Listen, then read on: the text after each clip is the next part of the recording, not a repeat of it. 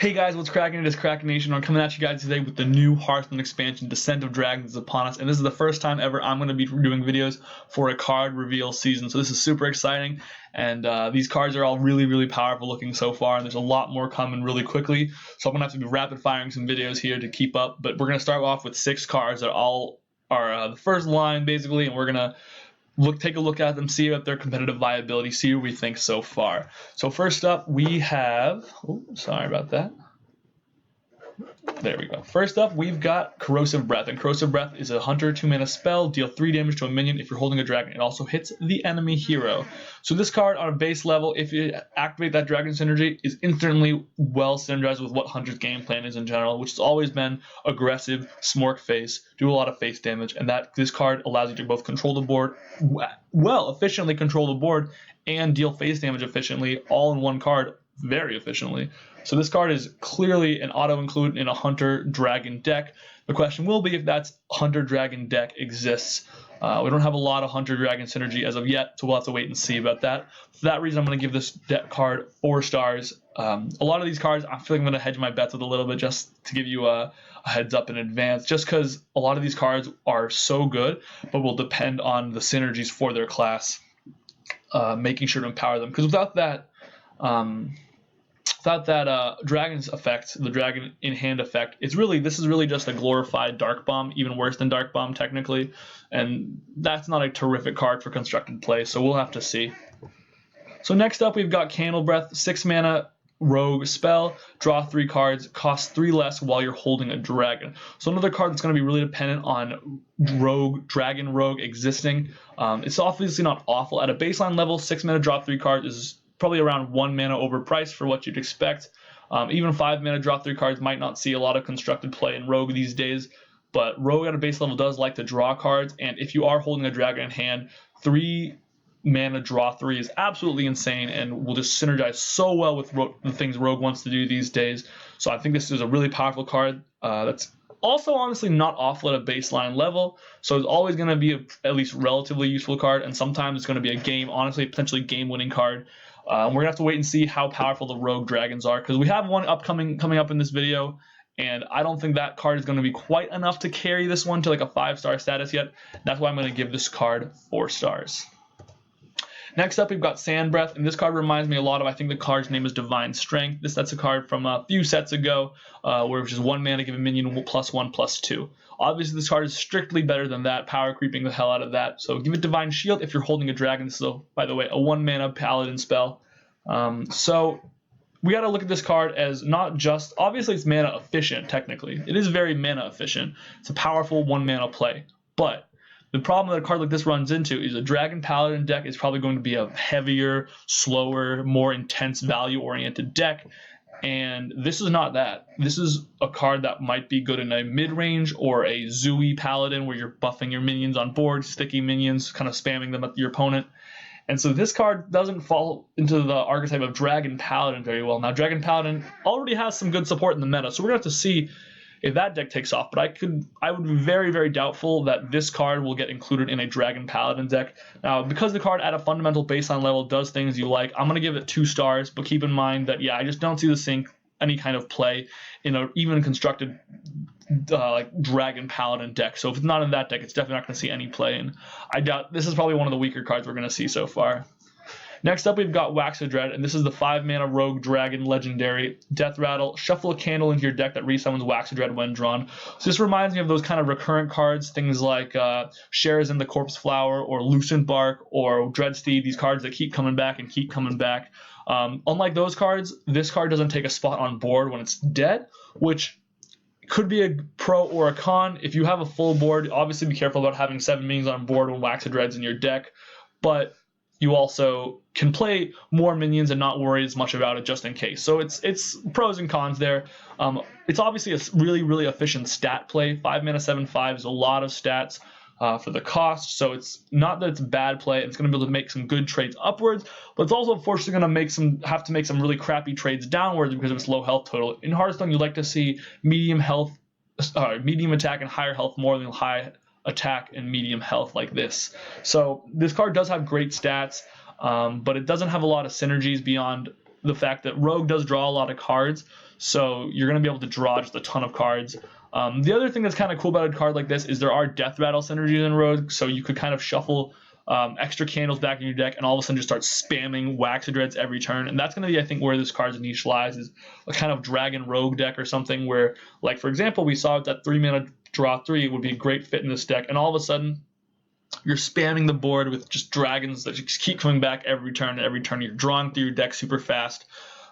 So, I mean, for example, something with like Myra's, this could be really, really cool in a world where you can shuffle multiple of them into your deck.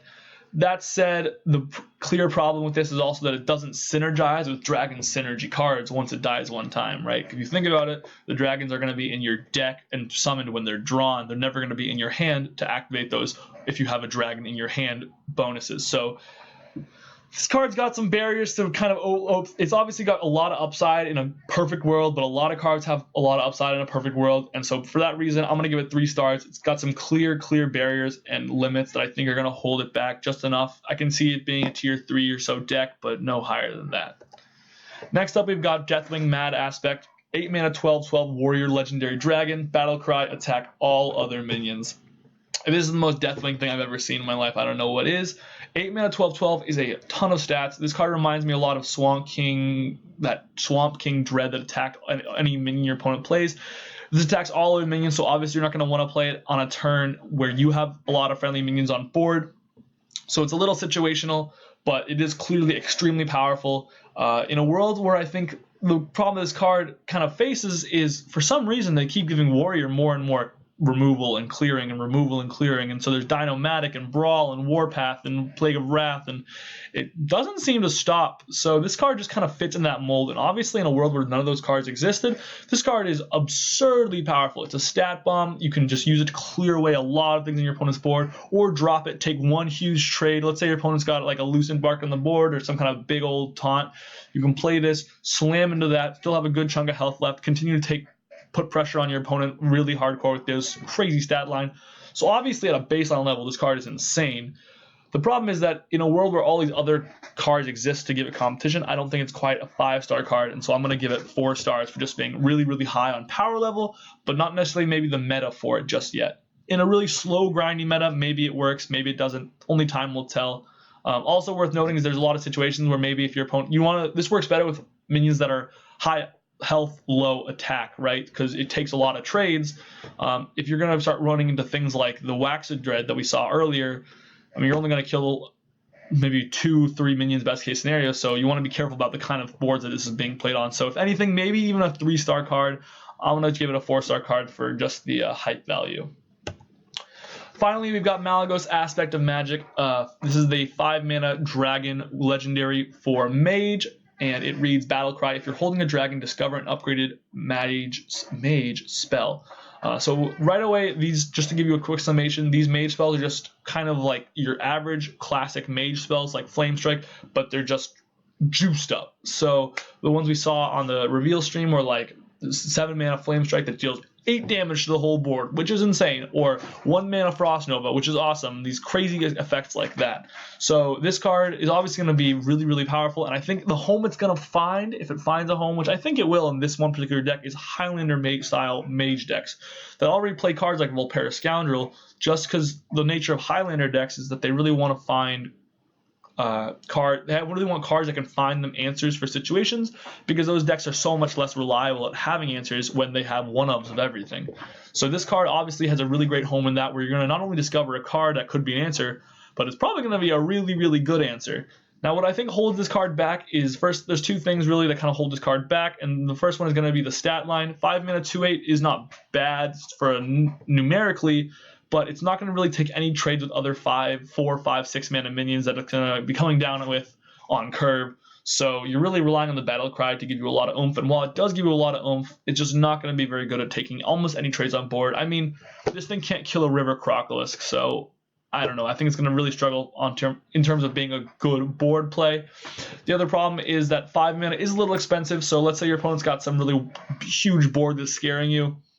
We have to see what all the upgraded spells look like, but for now, I mean, for example, if your opponent has a board of giants or something that's scaring you, the the Flame Strike 7 mana deal 8 damage sounds perfect, but then you realize you can't play that and this on the same turn unless you have some discounting shenanigans. So, and those exist, but how reliable are those going to be? So just for those reasons, I'm going to give this card 4 stars. Obviously, immense potential in Highlander Mage deck, I think, but definitely has some clear limitations that are going to keep it from being omnipresent in other styles of deck. So if you guys enjoyed this video, make sure to leave a comment, rate, subscribe, all that good stuff. It is always so appreciated, guys. This is my first time doing card reveal season for Hearthstone. I'm really excited about it.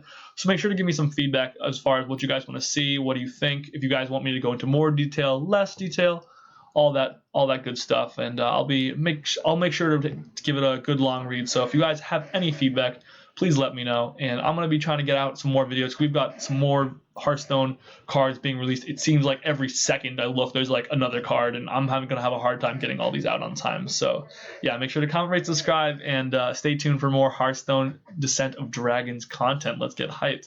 I will see you guys later. Krakenation out.